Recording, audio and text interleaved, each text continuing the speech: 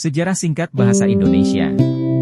Dalam perjalanan sejarahnya, dimulai dari pada zaman Kerajaan Sriwijaya yaitu pada abad ke-7 Masehi, bahasa Melayu atau bahasa Melayu kuno yang dipakai sebagai bahasa kenegaraan.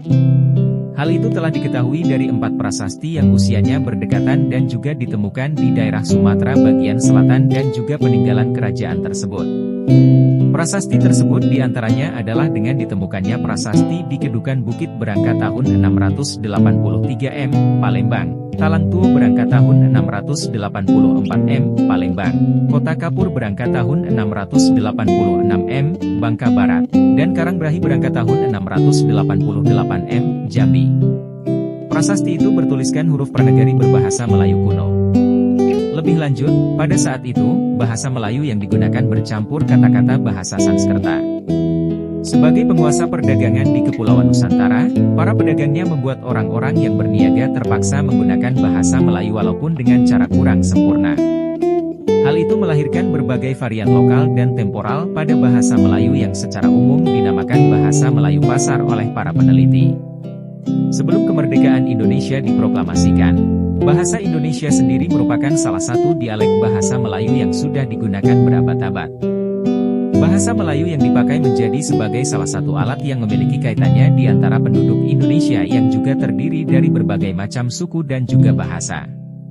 Pada masa penjajahan di Belanda, bahasa Melayu yang juga dipakai sebagai bahasa yang erat kaitannya dengan hubungan yang lebih luas.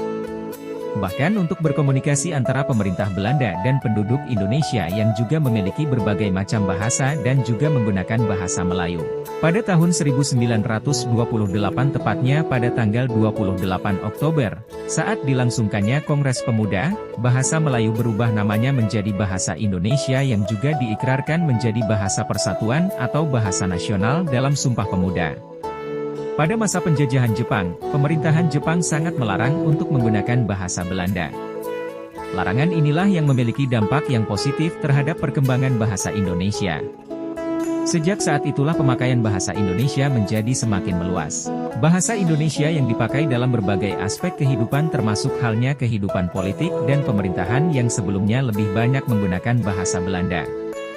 Setelah kemerdekaan Indonesia pada tanggal 17 Agustus 1945, tepatnya pada tanggal 18 Agustus 1945 telah ditetapkan UUD 1945 yang di dalamnya terdapat pasal yang telah menyatakan bahwa bahasa negara adalah bahasa Indonesia. Pernyataan yang berada di dalam pasal tersebut mengandung konsekuensi bahwa selain menjadi bahasa yang nasional, bahasa Indonesia juga memiliki kedudukan menjadi bahasa negara sehingga bisa dipakai dalam semua urusan yang ada kaitannya dengan pemerintahan dan juga negara. Pada saat masa kemerdekaan, bahasa Indonesia telah mengalami perkembangan yang sangat pesat. Setiap tahun jumlah dalam pemakai bahasa Indonesia semakin bertambah. Perhatian dalam pemerintah Indonesia terhadap perkembangan bahasa Indonesia juga sangat besar. Hal ini terbukti dengan dibentuknya sebuah lembaga yang juga mengurus sebuah masalah kebahasaan yang saat ini juga dikenal dengan nama Badan Pengembangan dan Pembinaan Bahasa. Telah berbagai upaya dalam mengembangkan bahasa Indonesia sudah ditempuh, seperti adanya perubahan ejaan dari ejaan Van Ophuijsen, ejaan Suwandi, ejaan yang disempurnakan, ED, sehingga bahasa yang saat ini berlaku adalah ejaan Bahasa Indonesia, EBI, berdasarkan Peraturan Menteri Pendidikan dan Kebudayaan Republik Indonesia Nomor 50 Tahun 2015 tentang Pedoman Umum Ejaan Bahasa Indonesia. Demikian pembahasan tentang kata-kata bahasa Indonesia dan juga sejarah singkat bahasa Indonesia. Semoga semua pembahasan di atas bermanfaat dan dapat menginspirasi kamu. Adiwarna indah sekali, bagus sekali. Arunika cahaya matahari terbit. Asmara loka dunia, alam, cinta kasih. Amarta abadi. Arunika cahaya matahari yang baru saja terbit.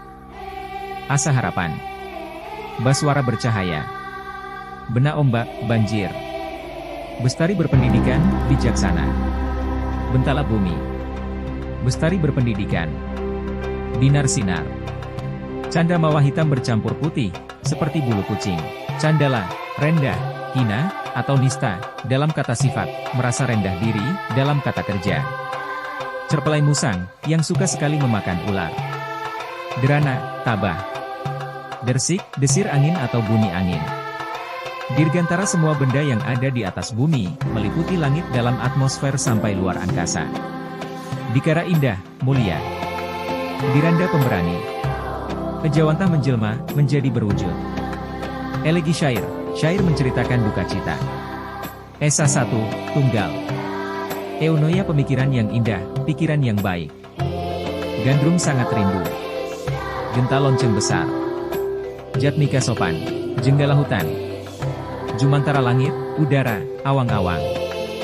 Kanagara bunga matahari, mahkota raja, atau mahkota pengantin. Karsa kehendak, niat. Kali suci, bersih, murni. Kama cinta, asmara. Kelindan benang yang berpilin, penggulung benang. Kidung nyanyian, puisi. Kirmisi warna merah keunguan.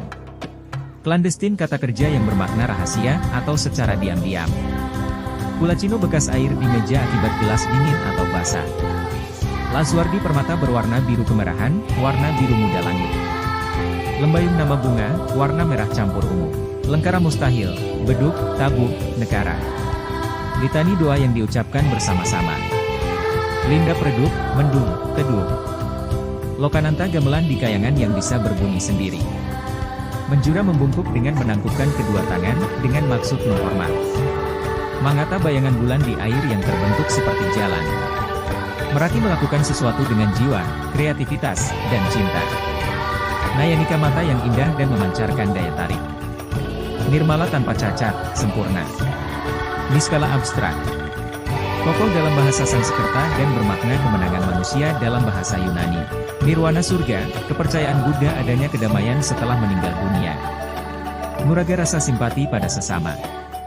Pancarona berwarna-warni. Puspas campur aduk. Rahara gadis yang sudah dewasa. Ranu matang. Renjana rasa hati yang kuat. Risak mengusik atau mengganggu. Rinai gerimis, rintik-rintik, tetes-tetes. Sabitah bintang yang posisinya tetap berada di langit. Sandiakala pertemuan waktu. Selia rapi, elok. Semenjana tengah, sedang. Suryakanta kaca pembesar. Swastamita pemandangan indah saat matahari terbenam. Syahda elok, cantik. Taksa ambigu, memiliki dua atau lebih arti. Taklif penyerahan beban, pekerjaan, tugas, dan sebagainya, yang berat, kepada seseorang. Terngina selincah dan terampil. Undagi tenaga ahli. Uga hari sedang, pertengahan, sederhana. Wanodia gadis remaja. Wiyata pengajaran atau pelajaran.